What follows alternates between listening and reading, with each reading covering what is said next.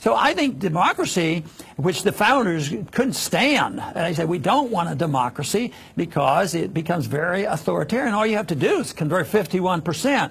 In this day and age, it's not difficult. Put all your special interest groups, conservatives and liberals, put them all together, and you get 80% of the people, are for using the government to their benefit, and then they split the loot. They have agreements. You will vote for these programs, this one. Right now, they're talking about a new budget, and I understand the true conservatives, the constitutionalists in Congress, are very upset because it looks like another deal made between the Democratic leadership and the Republican leadership, and the closer we get to the end of the year and the election coming up, the more likely is that the compromise will be more spending and democracy will reign. The majority will agree to it, and that is the reason in a free society the government is very limited, very small. You don't have gigantic bureaucracies, you don't have bureaucrats carrying guns, and you don't have a standing army that's marching all around the world. You don't get into nation building. It would be strictly limited, but once again,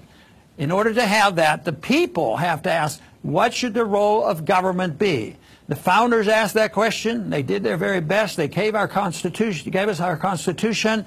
It hasn't worked very well.